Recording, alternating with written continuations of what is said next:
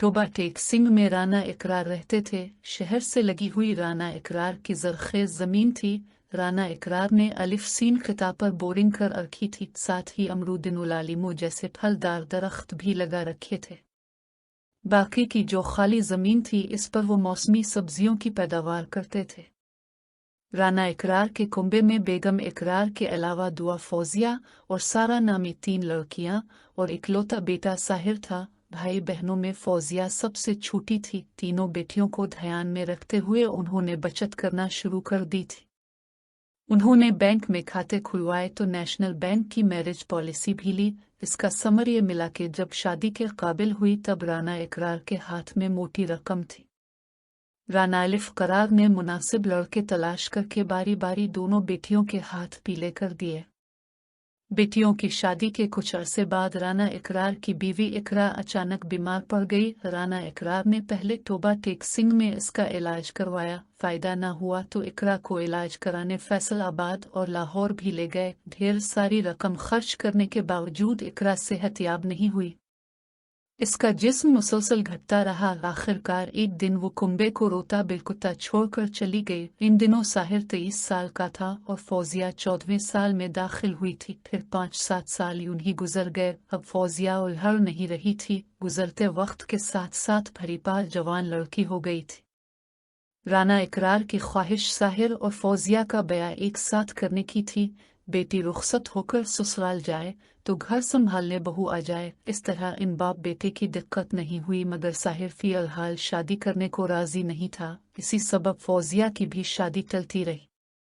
राना इकरार बेटी बेटे के लिए कुछ और ख्वाब बन रहा था, उधर फौजिया के ख्वाबों में शाजीब बस गया था और वो इसके साथ जिंदगी गुजारने के ख्वाब देखने लगी थी। शाजीब पड़ोस में रहने वाले मोहसिन का बेटा था और मंडी में सब्जी की आड़त करता था और खूब शान से रहता था।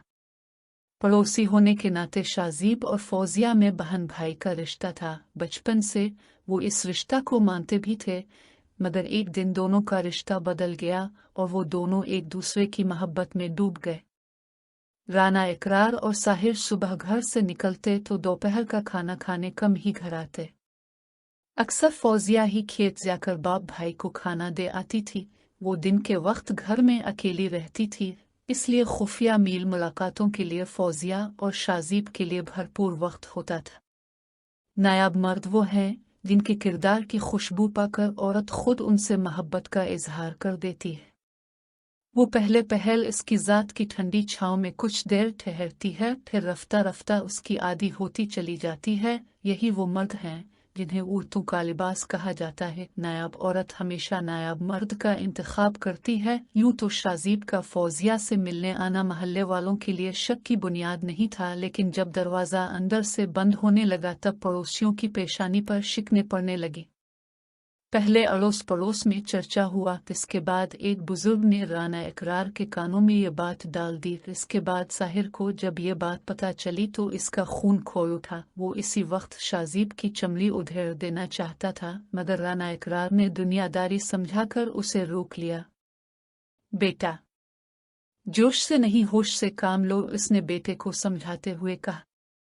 मारपीट करोगे तो हंगामा होगा और ऐसा होने पर बदनाम हमारी फौजिया होगी। तुम चुप रहो, मैं फौजिया से बात करूंगा। साहिर खून के घूंट पी कर रह गया। इसी शाम को राना इकरार ने फौजिया से इसके और शाजीब के सिलसिले में बात की तो वो साफ माकर गई। फौजिया शाजीब से प्यार तो करती थी, मगर घर वालों का लिहाज भी था, इसलिए इस दिन के बाद वो महबूब से मील मुलाकात में एहतियात बरतने लगी। नफस वो भूखा कुत्ता है जो इंसान से गलत काम करवाने के लिए इस वक्त तक भौंकता रहता है जब तक वो गलत काम करवाना ले, और जब इंसान वो काम कर लेता है तो ये कुत्ता सो जाता है, लेकिन सोने से पहले ज़मीर को जगा देता है।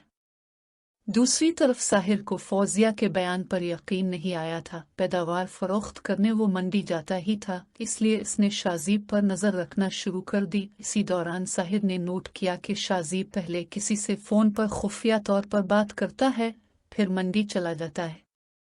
रोज़ दोपहर को यही होता था। साहिर को यकीन हो गया कि वो कहीं اور نہیں اس کی بہن سے ملنے جاتا ہے۔ اندھی محبت ہو یا اندھا اعتبار، دونوں مل کر انسان کو گہری کھائی میں گرا دیتے ہیں۔ ایک دن ساحر منڈی سے ہی شازیب کے پیچھے لگ گیا۔ شازیب کا تعاقب کرتے ہوئے وہ محلے تک آ گیا۔